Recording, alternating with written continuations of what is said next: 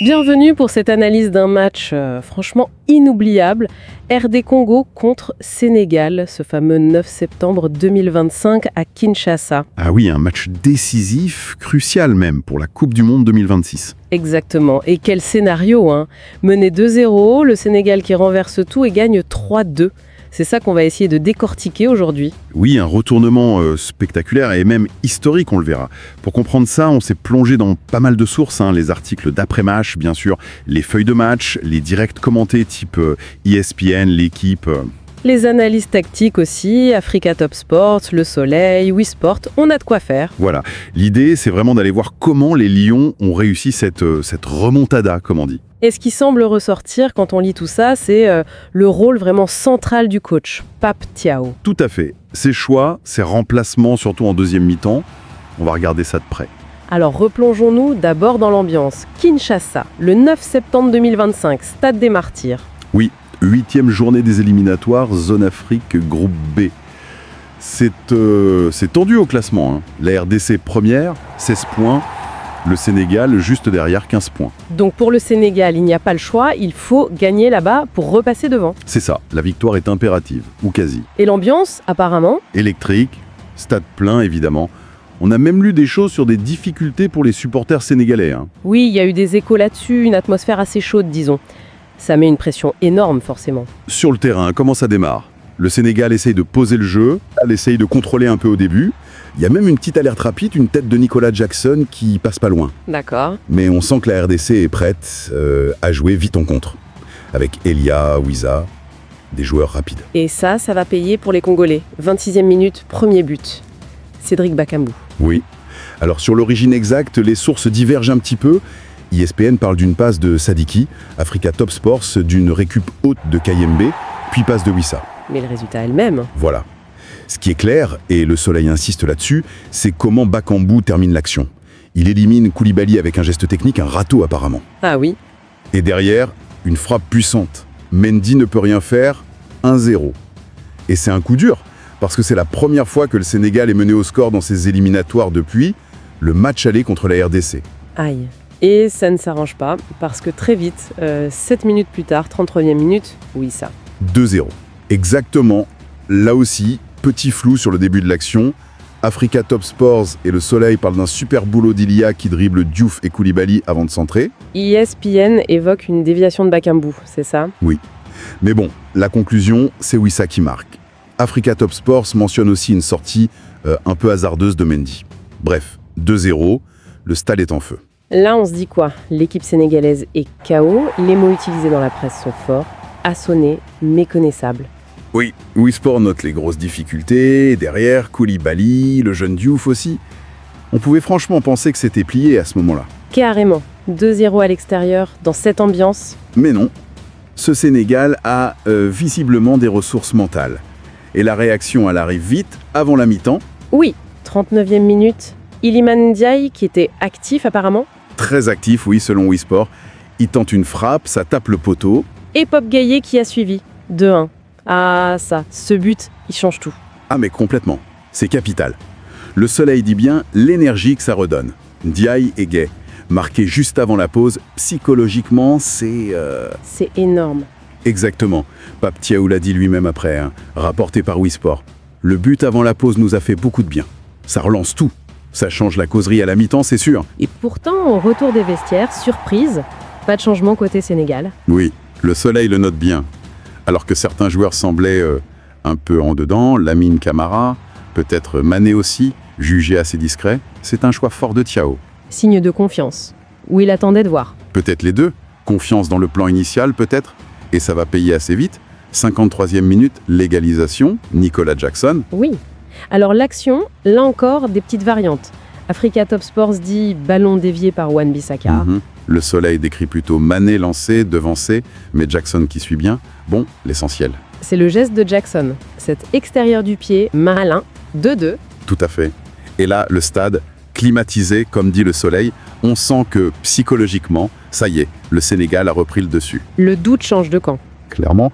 Le Soleil parle même de flottement côté congolais. Le match est totalement relancé. Et c'est là qu'on va voir le coaching de Pape Thiaw entrer en scène. On arrive au moment crucial donc. 2-2, le match peut basculer d'un côté comme de l'autre. Comment Thiaw utilise son banc? Il attend encore un peu. Il ne se précipite pas, non. Mais les changements vont être très très ciblés. Le premier, c'est à la 64e, Habib Diarra qui rentre pour Lamine Camara. Camara qui était en difficulté, on l'a dit. Oui, c'est ça. Donc Diarra amène de la fraîcheur, peut-être un profil un peu plus solide au milieu à ce moment-là. Et ensuite, le gros coup, c'est à la 77e, non? Double changement. Exactement. 77e minute, Pape Matar Sarr remplace Pape Gueye. Et là, c'est intéressant parce que Gueye avait pris un jaune un peu avant. Ah oui, vers la 58e. Donc il y a une part de précaution. Hein. Probablement. Précaution, mais aussi tactique. Sarr, c'est un profil différent.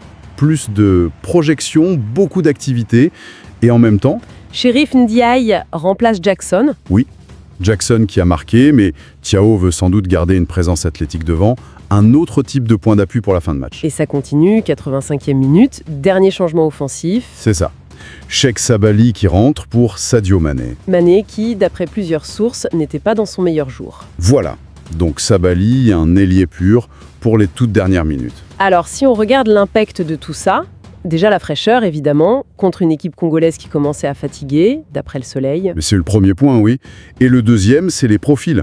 Sabali à droite, c'est clair. Danger, débordement, centre. Son entrée cible ce côté. Et Sarr au milieu, cette capacité à aller de l'avant, à être décisif. Exactement. Couvrir du terrain, se projeter, frapper. Et Wii Sport donnera d'ailleurs de bonnes notes aux entrants après le match. Le timing aussi. Lancer Sarr et Sabali dans le dernier quart d'heure, c'est un message fort. On joue la gagne, on ne se contente pas du nul. Ah, mais c'est exactement ça. D'ailleurs, Thiaw l'a un peu expliqué après, cité par Wii Sport. Il dit qu'ils sont restés sereins, qu'ils ont suivi le plan, même mené, et qu'après l'égalisation, ils ont joué derrière la défense. Et ça a payé. Ça montre bien une stratégie mûrie, pas de panique. Et la preuve ultime de cette stratégie payante, elle arrive, 87e minute. Le but de la victoire au Béret, l'action qui valide tout. Raconte-nous ça. Alors, Africa Top Sport dit que ça part souvent de Diatta qui accélère ou qui lance. Et il trouve Cheikh Sabali à droite. Sabali, qui est entré... 2 minutes avant. Incroyable. C'est ça, entré à la 85e. Il percute, il fixe, il lève la tête. Centre en retrait parfait, à ras de terre, à l'entrée de la surface. Et qui arrive lancé. Pape Matar Sarr. Lui, entré à la 77e. Il arrive, contrôle ou reprise directe, plat du pied droit, ça va au fond. 3-2 Sénégal, c'est fou. C'est complètement fou. La connexion parfaite entre les deux entrants. C'est exactement ça. Et toutes les sources le confirment. Africa Top Sport, Le Soleil, Wii Sport et ESPN. Tout le monde est d'accord. Le but de la victoire, c'est Sabali, entré à la 85e, qui passe pour Sarr, entré à la 77e. Difficile de faire plus clair comme un pack du coaching. C'est la définition même, oui. Et ce but, Le Soleil le souligne, ça fait de Sarr le meilleur buteur sénégalais de la campagne. Son 4e but, le bon joueur au bon moment. Les conséquences sont énormes, bien sûr. Le Sénégal repasse premier du groupe. 18 points, la RDC reste à 16. Voilà, à 2 journées de la fin, Africa Top Sport parle d'excellente affaire, c'est le moins qu'on puisse dire. Et puis, il y a la dimension historique.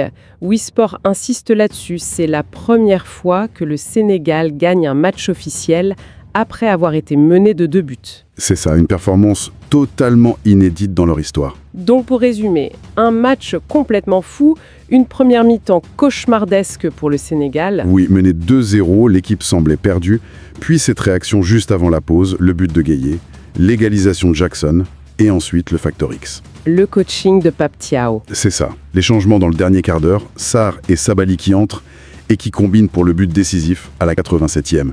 Cette connexion entre remplaçants. C'est vraiment la touche secrète, comme on disait au début. Une lecture parfaite du match, des choix audacieux, un timing impeccable. Ça offre la victoire et ça marque l'histoire. Effectivement, ça montre une vraie maîtrise tactique, une capacité à utiliser toute la profondeur de son banc pour renverser une situation qui semblait très très mal engagée. Un coaching gagnant, tout simplement. Et ça nous laisse peut-être avec une dernière question, une réflexion. Oui. Dans une remontée pareille, historique, dans cette ambiance de Kinshasa, qu'est-ce qui pèse le plus lourd? Le coup de génie tactique du coach, ses changements, ou la force mentale, la résilience pure de l'équipe sur le terrain? Ah, C'est une excellente question pour finir. Difficile de séparer les deux, non? Ce match montre sans doute que oui, la tactique, la profondeur du banc, savoir l'utiliser, c'est crucial aujourd'hui. Mais sans cette force de caractère, cette envie de ne jamais lâcher, voilà, sans ça, même les meilleurs plans tactiques ne suffisent peut-être pas, l'un nourrit l'autre probablement.